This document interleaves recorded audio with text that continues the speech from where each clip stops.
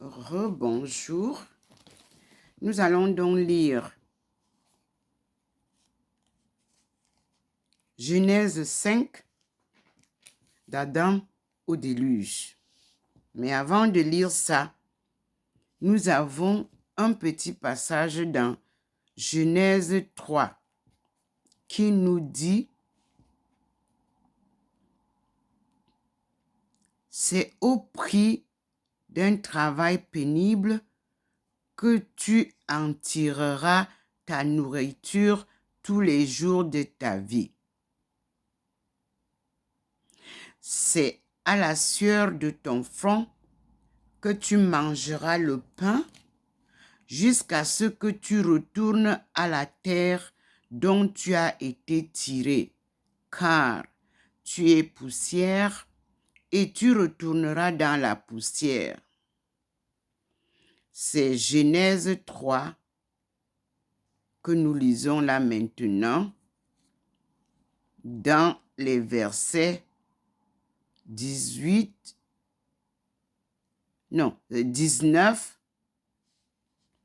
à 20. C'est 19 tout court.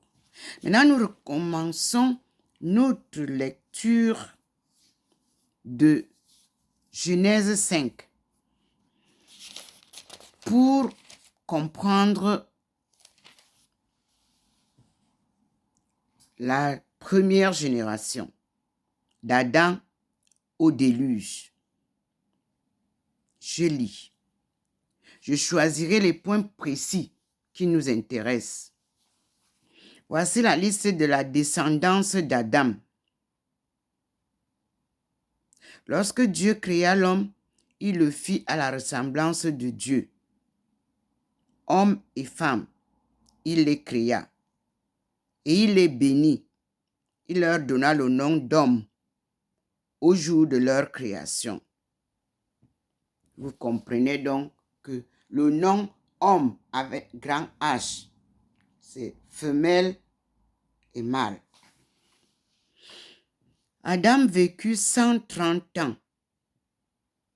Il engendra un fils à sa ressemblance, à son image, et il lui donna le nom de Seth.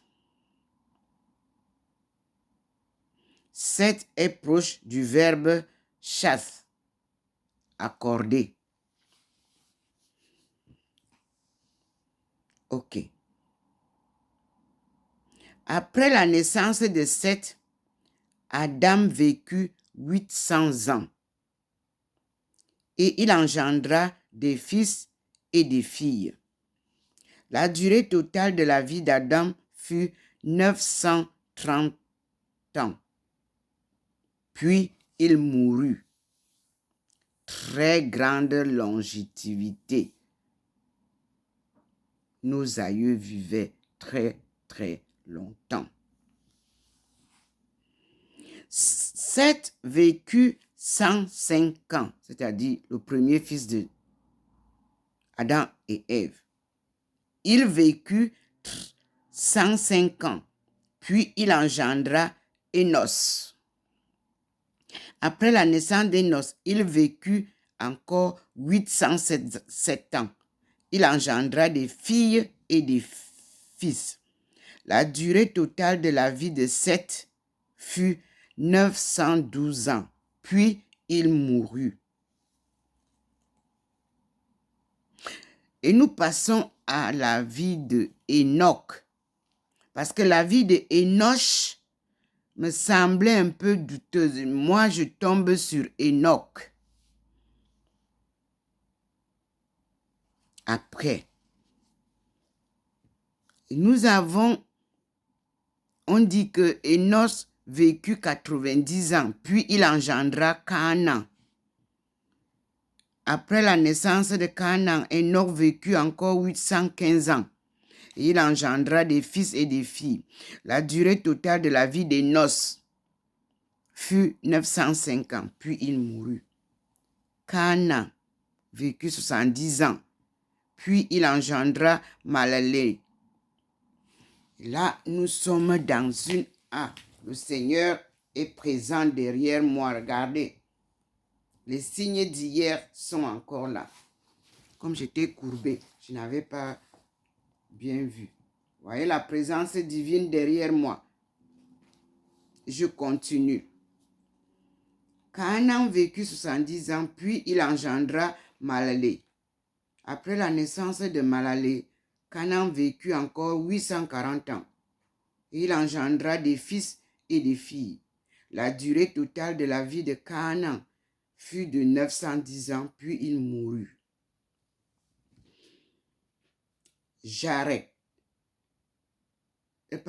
Malélé vécut 65 ans, puis il engendra Jared.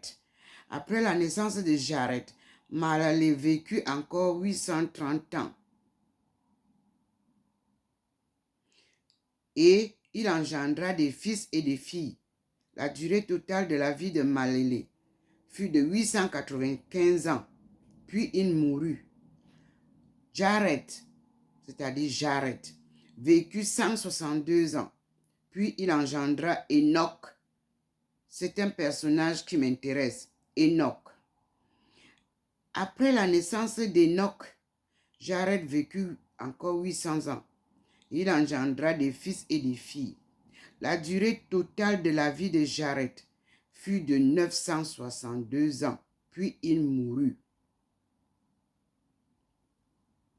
Enoch vécut 65 ans, un personnage qui nous intéresse.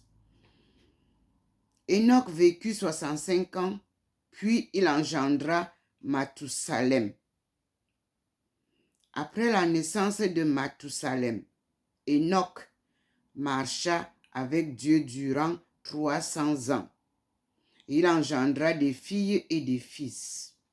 La durée totale de la vie d'Enoch fut de 365 ans, un chiffre qui représente le nombre des jours de l'année. 365 ans. Enoch marcha avec Dieu, puis il disparut. Lui, il n'est pas mort. C'est pour ça qu'il dit que son histoire nous intéresse. Il fut enlevé au ciel. Puis, il disparut, car Dieu l'avait enlevé. La note nous dit que le cas singulier d'Enoch, enlevé mystérieusement comme Élie, que vous pouvez lire dans 2 Rois 2, verset 11, après avoir marché avec Dieu comme Noah, verset 6, 9, lui conféra une grande place dans la tradition juive. Cette tradition juive est aussi notre tradition africaine que nous allons découvrir. Qui sont les Juifs? Qui étaient les Juifs? Voir Sirach 44, 16 et Hébreux 11, 5. Nous voyons aussi la suite de notre lecture. On a vu que Dieu avait enlevé Enoch au ciel. Puis nous passons au verset 25 de Genèse 5. Mathusalem vécut 185 ans, puis il engendra Lamech. Après la naissance de Lamech, Mathusalem vécut encore 782 ans. Il engendra des fils et des filles. La durée totale de la vie de Mathusalem fut de 969 ans, puis il mourut. Lamech vécut 182 ans, puis il engendra un fils, à qui il donna le nom de Noé. Mais la note nous rappelle que Noé, en hébreu, veut Noah, qui signifie repos. Vous voyez donc Noé, pour ceux qui ont Noé dans leur Bible, sachez que c'est Noah. Ok.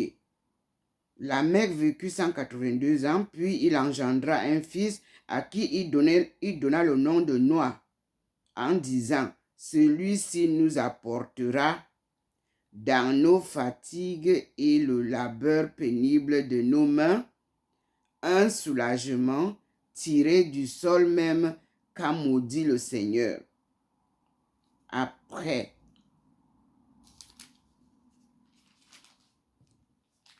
Après la naissance de Noah, Lamech vécut encore 595 ans.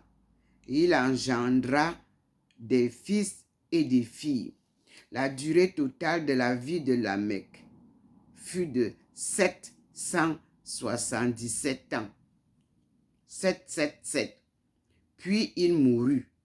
Âgé de 500 ans, Noah engendra Sem, Cham et Japheth.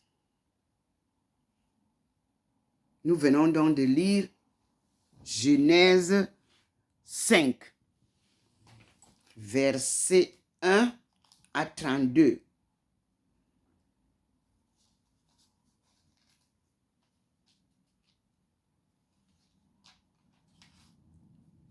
Et nous avons à lire les 10 commandements. Oui, cela nous est rappelé. Et on doit les lire sans se tromper. Nous les avons à Exode. Parce que c'est là où Dieu donne à Moïse, lors de l'alliance au Sinaï, les 10 commandements. Donc, on commence par l'alliance au Sinaï. Le mont Sinaï. Sinaï. La terre est futilité, désir inutile en ma langue. Je lis manifestation divine, l'alliance au Sinaï. Nous sommes à Exode 19. Le 3e mois après leur sortie d'Égypte, ce jour-là, les Israélites entrèrent dans le désert du Sinaï. Partis de Raphidim, ils arrivèrent au désert du Sinaï, où ils campèrent. Israël s'y établit en face de la montagne. Souvenez-vous que Israël dont nous parlons ici n'est pas le nouvel Israël qu'on a bâti là-bas, où il y a les guerres. Non. C'est différent. Vous voyez comment le Seigneur se manifeste derrière moi. La lumière est derrière moi. Je parle. Témoignage divin. Présence de la lumière divine. Pour ne pas me tromper. Il guide, il oriente mes lectures. Donc, partis de Raphidim, ils arrivèrent au désert du Sinaï, où ils campèrent. Israël s'y établit en face de la montagne. Moïse monta vers Dieu, et le Seigneur l'appela du haut de la montagne en ces termes. 2 points. Voici ce que tu diras à la famille de Jacob. Voici ce que tu annonceras aux enfants d'Israël. Il y a 2 précisions là à noter. Voici ce que tu diras à la famille de Jacob. Et voici ce que tu annonceras aux enfants d'Israël. 2 familles bien distinctes. Vous avez vu ce que j'ai fait aux Égyptiens et comment je vous ai enlevé sur des ailes d'aigle pour vous amener auprès de moi. Désormais, si vous obéissez à ma voix et si vous gardez mon alliance, vous serez parmi tous les peuples mon peuple particulier. Je reprends la phrase. Désormais, si vous obéissez à ma voix et si vous gardez mon alliance, vous serez parmi tous les peuples mon peuple particulier. C'est clair, c'est Dieu qui a choisi ce peuple comme son peuple particulier.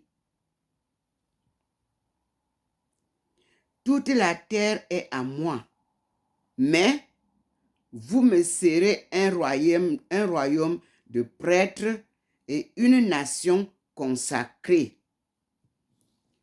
Telles sont les paroles que tu diras aux Israélites. Les fils d'Adam, vous avez compris?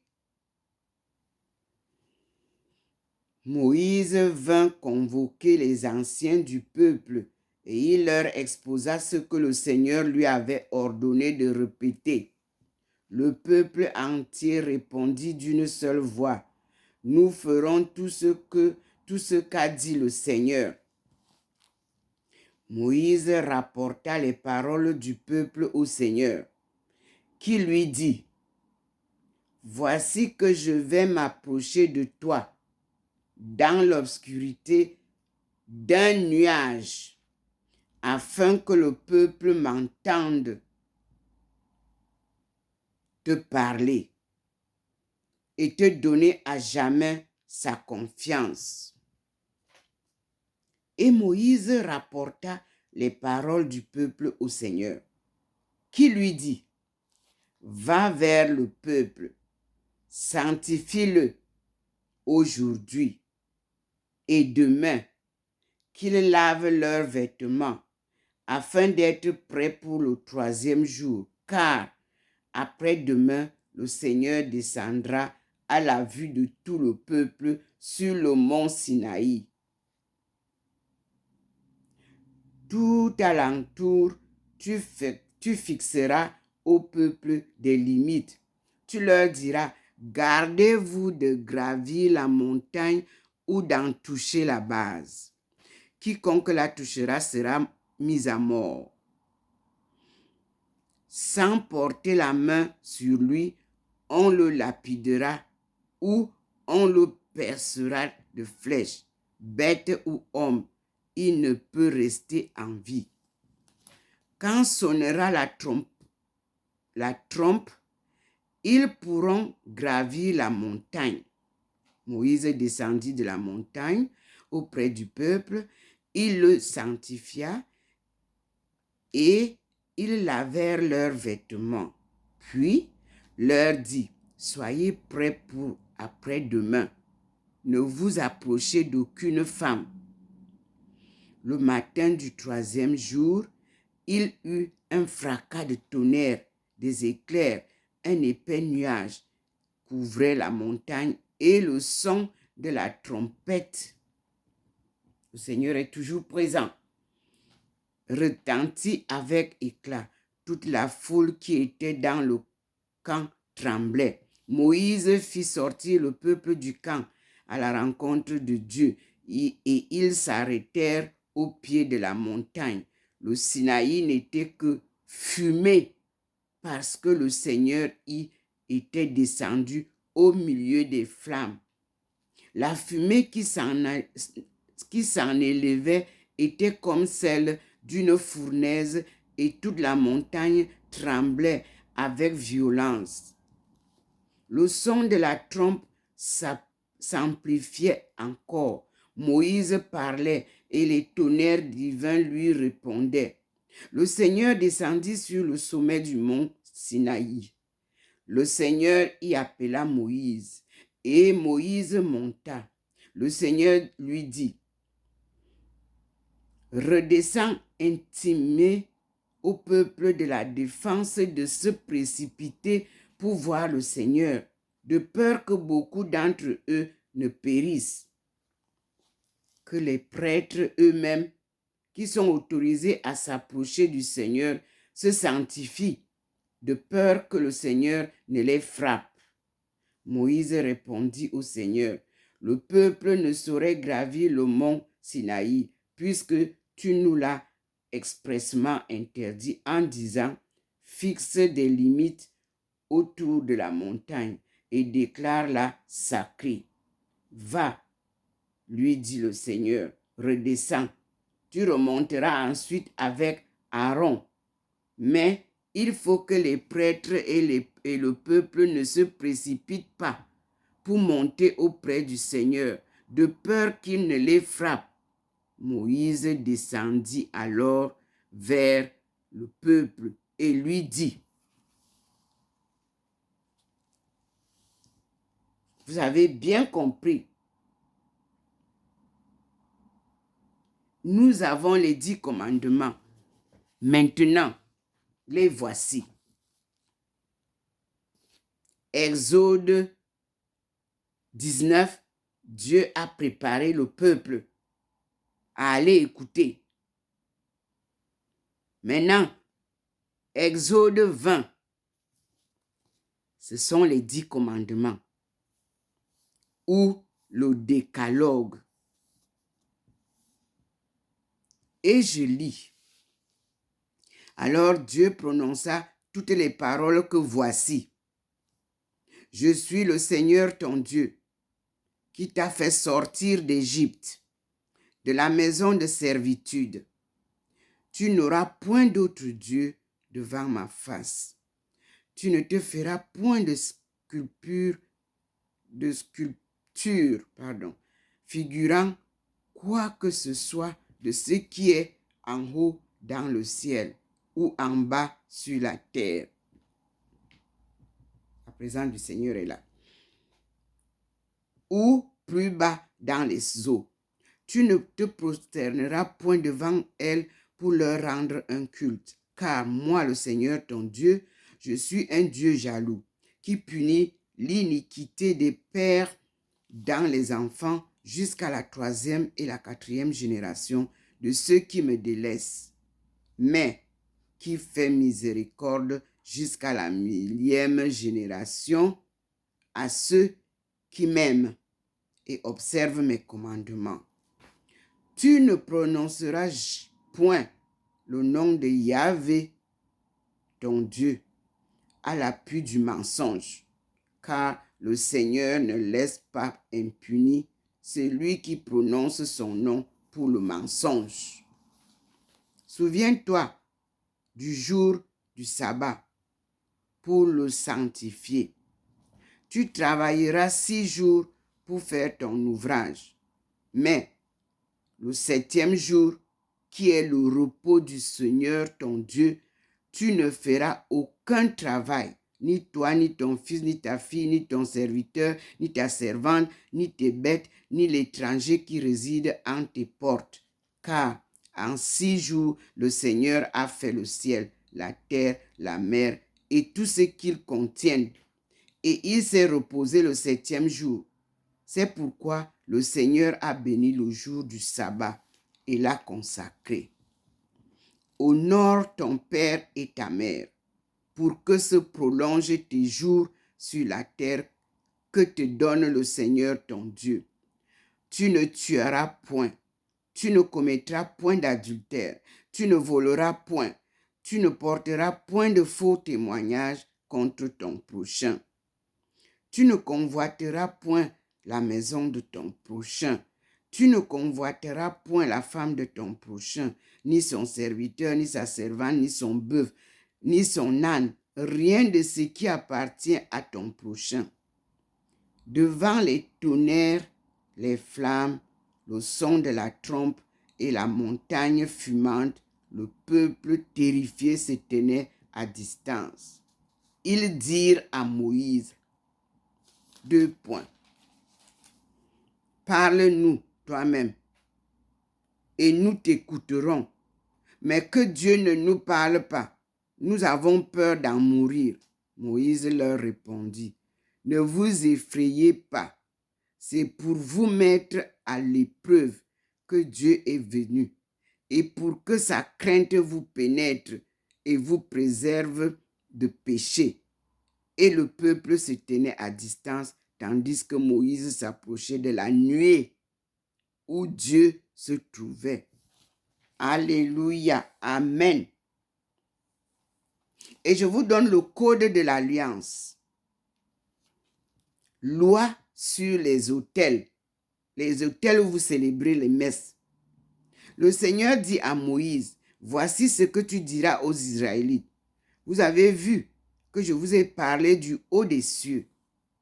Vous ne ferez pas, pour me les associer, des dieux d'argent ni des dieux d'or. Tu m'élèveras un autel de terre sur lequel tu offriras tes holocaustes et tes sacrifices de paix, tes brebis et tes bœufs. Dans tout lieu où je rappellerai mon nom, je viendrai à toi pour te bénir. Si tu m'élèves un autel de pierre, tu ne le construiras pas en pierre taillée, car en portant le ciseau sur la pierre, tu la profanerais. Tu ne monteras point à mon autel par des degrés, afin de ne pas laisser voir ton corps. Fin d'Exode 20. Nous avons les 10 commandements et le code de l'alliance de Dieu avec son peuple. Loi sur les autels. C'est Exode 20. Merci Seigneur. Dieu nous a laissé les lois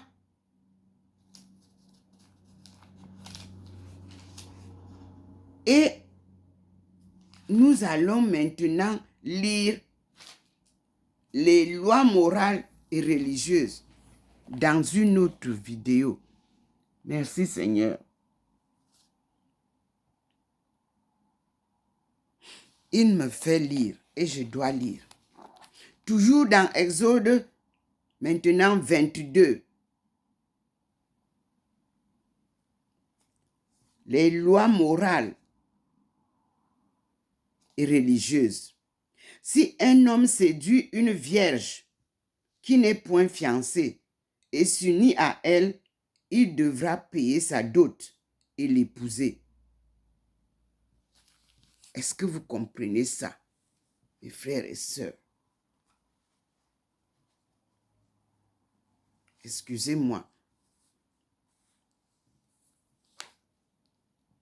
Si le père refuse de la lui accorder, il payera en argent la valeur de la dot des vierges. Quiconque a commencé avec un animal sera mis à mort. Quiconque a commerce avec un animal sera mis à mort. Vous avez compris? C'est Dieu qui nous dit ça. Tu ne laisseras pas vivre la sorcière. Quiconque a commerce avec un animal sera mis à mort. Celui qui offrira des sacrifices à d'autres dieux que le Seigneur sera voué à l'interdit. Tu ne malmèneras pas l'étranger et tu ne l'opprimeras pas, car vous avez été des étrangers en Égypte. Vous ne ferez point de tort à la veuve et à l'orphelin. Si vous leur en faites, ils crieront vers moi et je les écouterai. Ma colère s'enflammera et je vous ferai périr par l'épée. Vos femmes alors deviendront veuves et vos enfants orphelins. Si tu prêtes de l'argent à quelqu'un de mon peuple, au pauvre qui est avec toi, tu ne te comporteras pas envers lui comme un créancier. Tu n'en exigeras pas d'intérêt. Si tu prends en gage le manteau de ton prochain, Tu le lui rendras avant le coucher du soleil, car c'est sa seule couverture. C'est le vêtement dont il s'enveloppe le corps. Dans quoi se coucherait-il? S'il m'invoque, je l'écouterai, car je suis compatissant. Tu ne maudiras pas Dieu. Tu ne maudiras pas un prince de ton peuple. Tu ne tarderas pas à m'offrir les prémices de ta moisson et de ta vendange. Tu me donneras le premier-né des fils. Tu feras de même pour le premier-né de ta vache et de ta brebis. Il restera 7 jours avec sa mère, et le 8e jour, tu me le donneras. Vous serez pour moi des hommes consacrés. Vous ne mangerez pas la chair d'un animal déchiré dans les champs. Vous la jeterez aux chiens. Parole des lois morales et religieuses. Les prêtres, les serviteurs de Dieu, les parents les offrent souvent à Dieu quand ils sont encore enfants. C'est-à-dire que tu dis, celui-ci va servir Dieu, comme nous avons vu avec Anne. Merci Seigneur pour ta leçon. Vous avez vu? Le Seigneur a fini la leçon. Et nous nous arrêtons là. Et nous disons merci au Seigneur. Vous venez de lire avec moi. Parce que quand je lis, je suppose que vous êtes avec moi dans ces lectures.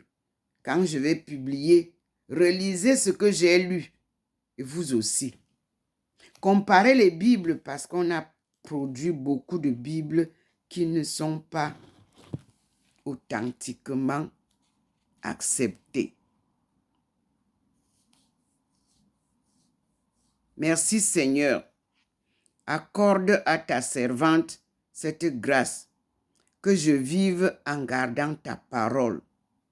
Ouvre mes yeux, que je considère les merveilles de ta loi. Sur la terre, je ne suis qu'un hôte. Je ne suis qu'un hôte. Ne me cache pas tes commandements. Mon âme languit dans un désir perpétuel d'observer tes sentences. Tu menaces les orgueilleux, ces maudits qui se détournent de tes commandements. Écarte-moi la honte et le mépris, puisque j'observe tes ordres. Quand même les princes se concerteraient contre moi, ta servante continuerait de méditer tes décrets. Tes ordres font mes délices, tes décrets sont mes conseillers. Alléluia. Amen. Je suis Dr Ndomo Melingi Thérèse, servante du Seigneur et son peuple choisi. Benti, honorable fils de Dieu, devenu Bentou, devenu néant par l'esclavage et la colonisation. Bentou veut dire néant en ma langue maternelle. Benti veut dire fils et fille de Dieu. Honorable fils de Dieu. Ils sont les seigneurs de la forêt. Comme l'a écrit mon mentor, paix à son âme, Philippe Labulte Torra, dans les livres que vous avez lus là-bas en Afrique. C'est lui qui s'est penché sur l'histoire des Africains. Parce qu'il n'arrivait pas à écrire tel qu'il le fallait en anthropologie. Il me l'a dit. À cause des politiciens et politiques. Dieu a décidé de venir nous enseigner lui-même. Personne ne peut plus lui barrer le chemin. Il a choisi l'enfant du peuple, Ndomomelingi Thérèse, descendante des Bunti, devenue Buntu. La preuve, je suis loin de chez moi, dans les chaînes de l'esclavage, parce qu'on nous appelle les ressortissants d'Afrique. Nous sommes avec la diaspora.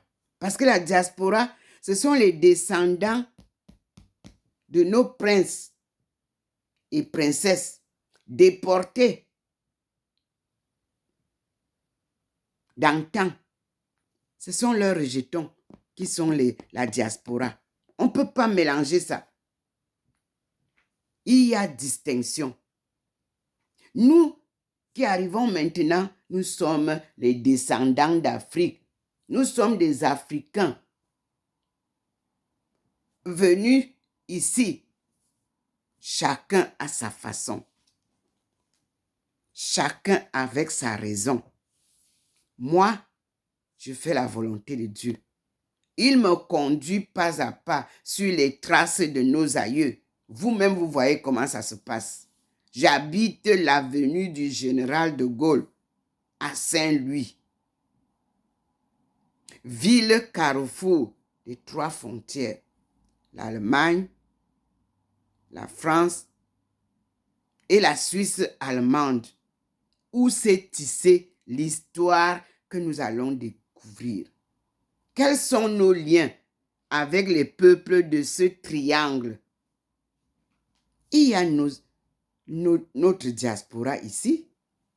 Ceux qui sont venus défendre la France ont laissé des rejetons ici.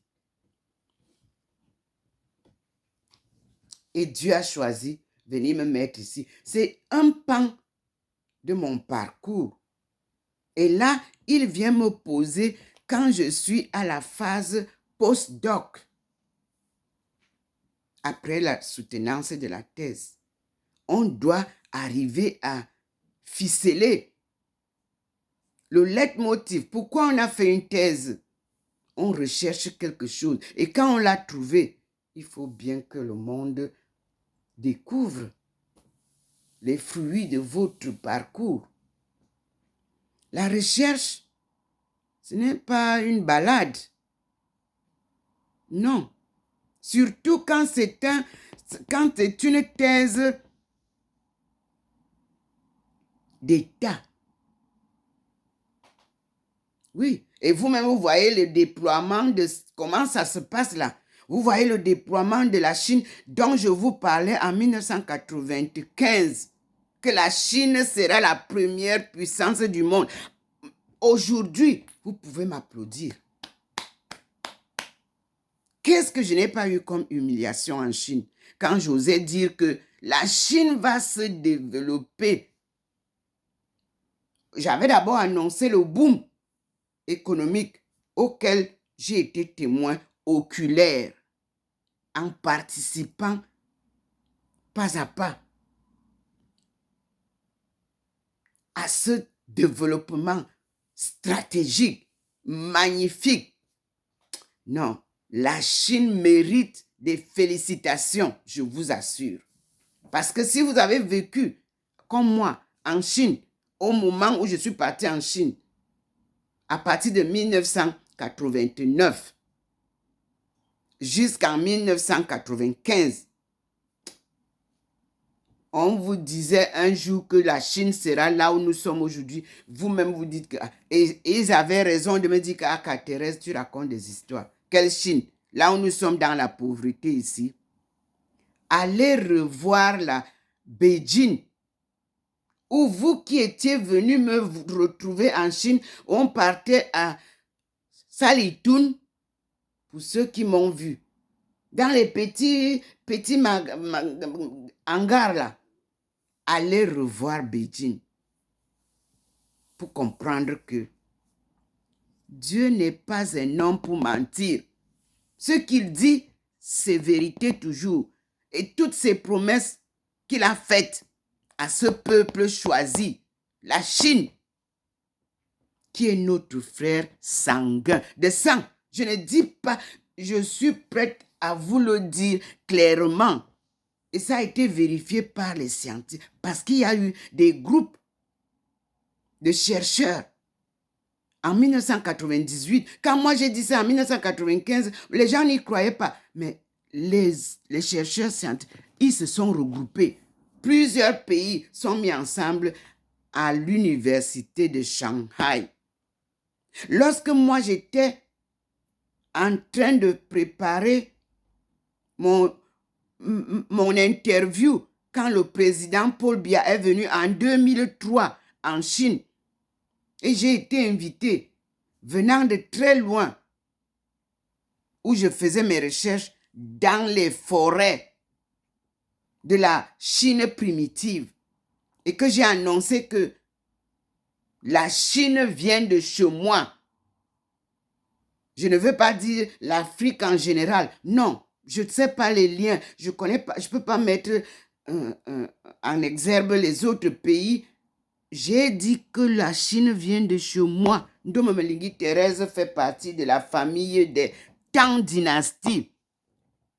Et que la famille Tang dynastie vient de la famille Ncha. J'ai posé comme ça, tac sur la table aux journalistes. Non, monsieur, c'était une dispute houleuse. Les journalistes me disent quoi? Tu ne peux pas dire ça dans les ondes de la télévision ici à Beijing. Personne ne va accepter ça. Je leur ai dit, mes frères et sœurs, si vous voulez que je parle, je ne peux parler que la vérité. Et je ne peux dire que ce que Dieu m'a montré et ce qu'il me dit de vous dire. Je vous dis que la Chine et l'Afrique, nous sommes des frères de sang. Et que vous venez de chez nous. C'est nous qui sommes le berceau de l'humanité. À peine je parlais, un téléx a commencé à faire du bruit dans le bureau du chef de l'antenne. Tchaka, tchaka, tchaka, tchaka, tchaka. Il s'est levé. Nous, on continuait à discuter là-bas. Vous savez que les étudiants, ils veulent avoir, chacun veut exprimer qu'il connaît. Il est revenu avec le téléx. Il a fait une copie. Il a dit, silence, on s'est tu. Parce que le respect en Chine des aînés, le respect du professeur, le respect du patron, il nous faut apprendre ça en Afrique, au Cameroun surtout. Que quand le patron a parlé, vous vous taisez d'abord pour écouter. Quand le parent a parlé, vous vous taisez d'abord pour écouter. Quand le chef a parlé, vous vous taisez d'abord pour écouter. Quand le chef de l'État a parlé, ministre et ministrant, vous écoutez. Vous respectez. J'ai appris ça à la lettre en Chine. Alors, il nous a dit, faites entrer Madame Domo au studio. Elle a raison. Les étudiants, on est restés, moi je comprends. Il a pris une copie, il m'a donné. Il m'a dit, il nous a dit, voici un témoignage qui vient attester ce que dit Ndomo Melingi maintenant. J'ai ce document jusqu'aujourd'hui avec moi. Il m'avait dit, tu gardes ça comme preuve scientifique de tes déclarations.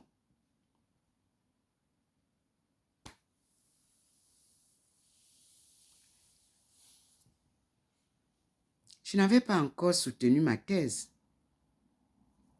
Donc, quand les gens me parlent des universitaires qui viennent dire n'importe quoi, on ne peut pas être au niveau de doctorat et se tromper de ce qu'on a appris.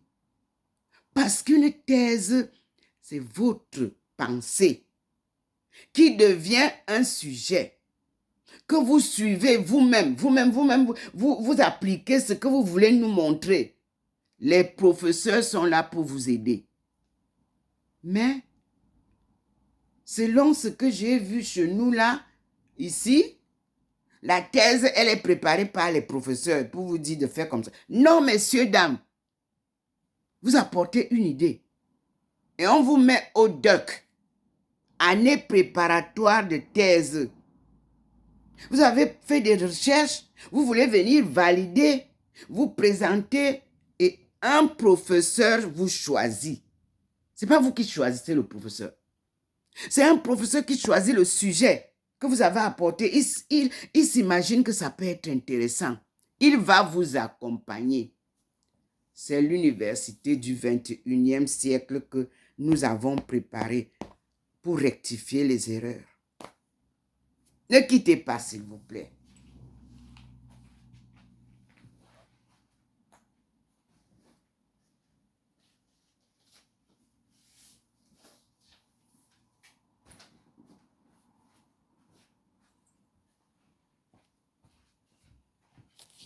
Voici ça. Nous l'avons préparé en 1998. Je mets derrière. C'était the University of the 21st Century. Proceeding of the Forum of Higher Education in conjunction with the Centennial of Peking University, May 24. Je vous ai dit que ça, le postdoc, sera ici. Peking University. C'est le président de cette université qui était le président de ma soutenance de thèse. Et j'avais décidé, si je réussis à terminer mes études, à obtenir ma thèse, à obtenir mon diplôme, je repartirai voir le président de Beijing Université, Pékin Université, pour la soutenance du postdoc,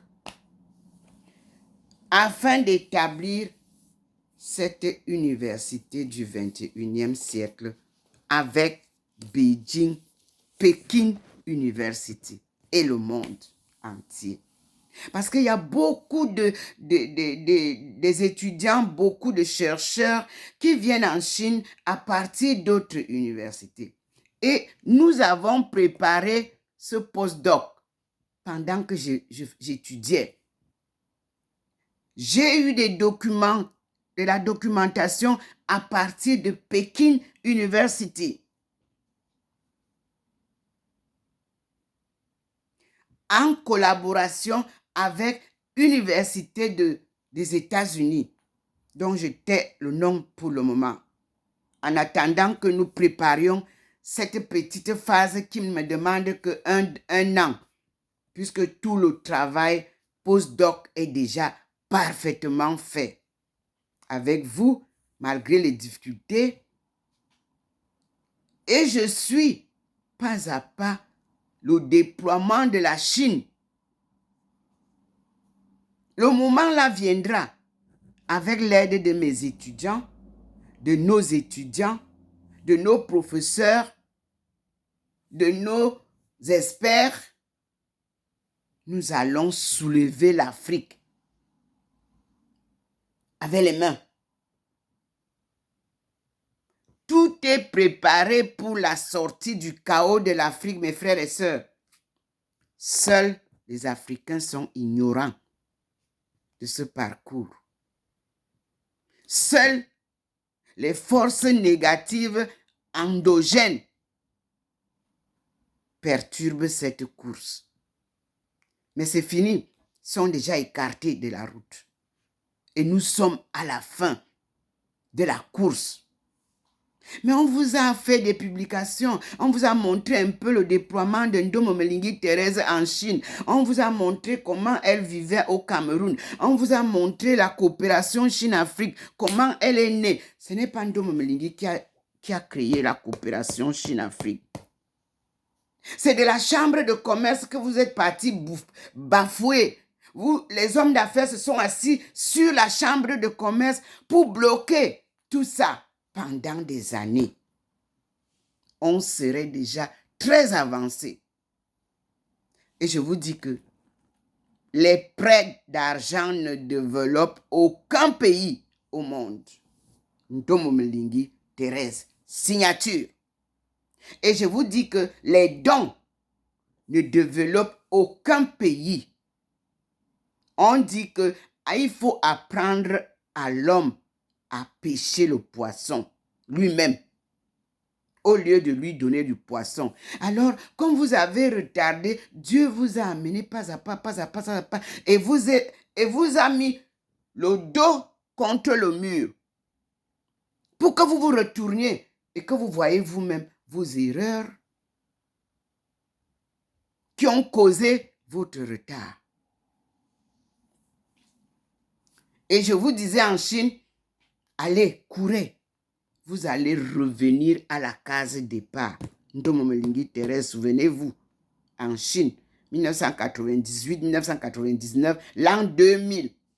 Je ne pouvais même pas me présenter à l'an 2000 à Pékin avec le combat que vous me meniez.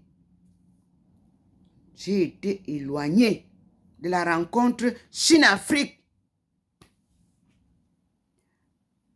à laquelle je devais être présente. Non, pour m'éviter cette souffrance morale-là, moi j'ai été au mont Chouchichan avec mes étudiants en vacances, là-bas, en congé. Je vous entendais par les émissions, comme on disait, comme vous aimez les honneurs et l'argent. Avec Dieu, il n'y a pas honneur, il n'y a pas argent. Regardez où nous nous retrouvons. Case départ. Et où? Au Cameroun. Et où? Au pied du mont Cameroun. Que vous ne vouliez pas entendre. Et avec qui? Les Chinois. Que vous ne vouliez pas entendre parler. Vous changez de langage maintenant. Vous parlez des Chinois. Vous devriez avoir honte. Camerounais. Les docteurs camerounais devraient avoir honte. Les intellectuels camerounais qui combattaient l'idée, qui combattaient Ntomo Mlingi Thérèse, qui disaient que la Chine ne peut pas nous développer. Je vous avais dit que seule la Chine nous ramène la manivelle. Vous avez tout refusé. Quand vous voyez mes publications, aujourd'hui, vous avez des fleurs partout à la présidence et tout ça. Or, les premières choses que la Chine me donnait, je suis allé être formé dans une usine florale pour qu'il y ait une usine de production des fleurs au Cameroun. Zéro faute. Vous avez bloqué.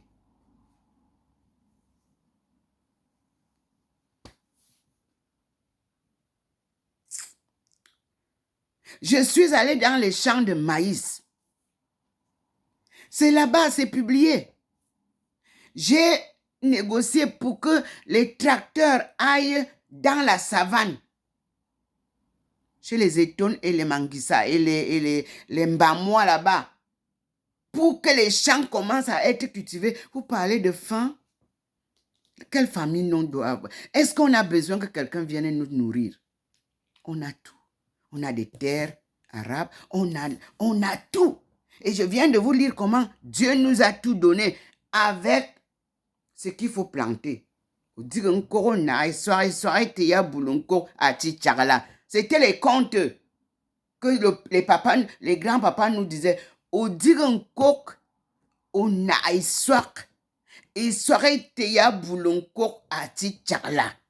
veut dire que quand tu suces la canne, la tête de canne là, on ne coupe pas souvent, on ne coupait pas souvent ça comme. On laissait toujours la bouture. Quand tu achètes la canne, tu coupes la bouture et ta maman te dit va planter toi-même ta canne derrière là-bas ou bien dans le champ. Quand tu reviendras pendant les vacances prochaines, C'est une grande tige de canne à sucre de plus de 15 ou 10 cannes à sucre. Nous, on est resté avec nos enfants en ville. Ils ne parlent même pas nos langues maternelles. Moi, je vous dis, mes enfants en moi, quand je commence à parler avec mes enfants, il n'y manque jamais une parole étonne. Mes enfants et moi, on a grandi comme ça. Parce que maintenant, là, on a des enfants ici qui sont, le père est bassa, la mère est bassa, ils ne parlent pas bassa. Le père est étonne, la mère est étonne, ils ne parlent pas étonne. Le père est bamileke, la mère est bamileke, ils ne parlent pas étonne. Et là encore, je vous avais dit qu'il n'y a pas de tribu bamileke. La décentralisation de la rencontre de M. Kamto et son groupe vient de nous le démontrer à l'ouest. Et vous avez vu combien de tribus il y a à l'ouest. La seule tribu qui n'a pas de méandre, c'est la tribu Étonne. La seule. Ou tu es Étonne, ou tu ne l'es pas. Et c'était la tribu la plus populeuse, comment dire, qui était la plus grande population du Cameroun se regroupait dans les tonnes qu'on a émiettés. On a pris le Manguissa, on a coupé un peu, on les a émiettés, on est parti jeter à l'est, on a émietté, on est parti jeter au sud, on émiette, on va jeter chez nos neveux, ça on est parti jeter, ainsi de suite. Mais ce que vous allez découvrir, c'est que la puissance de la langue sacrée Étonne ne se perd jamais partout où nous sommes. Même dans les pays du monde. Je vous dis que même aux États-Unis, l'homme Étonne parle Étonne. Même en France, l'homme Étonne parle Étonne. Même en Angleterre, l'homme Étonne parle Étonne. Même en Allemagne, vous trouverez qui parle Étonne. Mystère du berceau de l'humanité. Mystère du peuple de Dieu. Le monde n'avait qu'une seule langue, une seule. Un peuple, une langue, une famille. On a émietté, on a divisé, mais Dieu a gardé le miracle. La langue Ndomo a été préservée à Tombouctou et m'a été révélée quand je partais enseigner dans les îles en Guyane. Et je voulais publier. Moi-même, je découvrais que le nom que je porte est une culture et est une langue. Ce n'est pas moi qui ai écrit ça. Je respecte, moi, les droits d'auteur. Moi, je ne peux pas venir créer un commerce sur les ruines de ceux qui ont travaillé sans respecter leur mémoire. Jamais. Il faut gagner le pain par ses propres œuvres et non les œuvres des autres parce qu'ils sont morts. Jamais.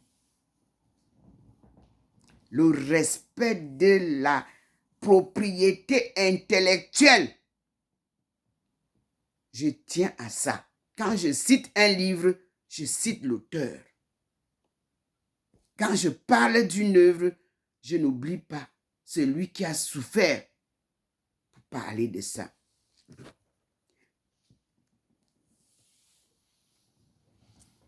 Vous resterez parler de moi, mais ne vous amusez pas à vouloir bénéficier de mes œuvres. Dieu vous frappera parce que c'est des œuvres d'une mission sacrée. C'est comme la Bible. Quand on parle de la Bible, chacun vous dit, il vous récite les versets et il en devient le pasteur. Non, messieurs, dames. la propriété intellectuelle commence même dans la Genèse. Vous voyez que je vous dis, que dit Dieu? Et je vous dis, que dit Moïse? Et je vous dis, que dit le peuple? Bien distinct. C'est ça, le respect de la propriété intellectuelle. Quand je vous parle de l'université du 21e siècle, ce n'est pas parce que vous n'étiez pas avec moi en Chine que je vais venir vous raconter que c'est moi qui crée l'université du 21e siècle. Non, je vous donne le détail. C'est un forum de l'éducation, higher education, c'est-à-dire de l'une des universités académiques qui se sont rassemblés pour fêter le centenaire de Pékin University. Et ils ont compris qu'il nous faut refondre l'éducation pour le 21e siècle. Parce que tout ce que nous vivons, ils ont vécu ça. Et ils ont décidé de fermer la Chine pendant un temps. Vous ne voulez pas fermer le Cameroun. Vous ne voulez pas fermer l'Afrique. Vous ne pouvez pas faire la pêche si vous n'avez pas coupé. C'est-à-dire là-bas. Vous-même, vous voyez comment la pêche africaine, c'est un signe, c'est une éducation. Ou tchikuso asunu lok ou yen kwas. Vous montez, vous descendez. Nous avons un devoir de pause. Une pause est nécessaire en Afrique pour que vous compreniez où sont vos erreurs. Pourquoi on dit que vous êtes ignorant de votre souveraineté? Cherchez d'abord à comprendre qu'est-ce que c'est que votre souveraineté, c'est quoi? Regardez comment Dieu descend. Même, il part quitter parce que vous êtes tellement... Vous ne voulez rien comprendre. Il part quitter, il vient illuminer la cathédrale de Yaoundé pour vous dire que, messieurs, dames, Yaoundé a besoin d'exorcisme. Je l'ai dit. Le Seigneur est descendu pour vous parler, pour vous interpeller, pour vous faire comprendre que vous devez l'écouter. Il faut une conversion des cœurs. Regardez vous-même les agissements qui se passent maintenant. L'autre jour, on nous montre là, il y a 2 jours, quoi. Les gens sortent avec les machettes au marché. Vous voyez pas ça? L'insécurité. Les enfants vont vivre dans quelle atmosphère? Est-ce que au marché de Yaoundé, c'est pas possible?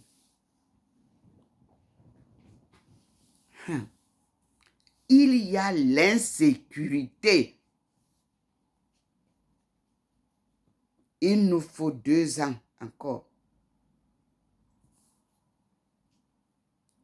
Vous avez vu comment les politiciens nous ont obligés à passer 5 ans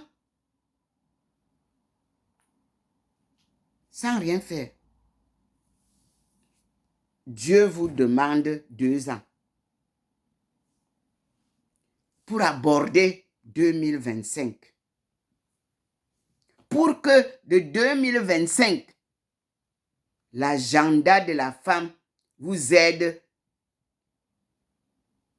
à découvrir les merveilles de 2030. Amen. Alléluia. Seigneur, merci beaucoup pour tout ce que tu fais pour nous. Gloire à toi. Ta parole est vérité. Alléluia.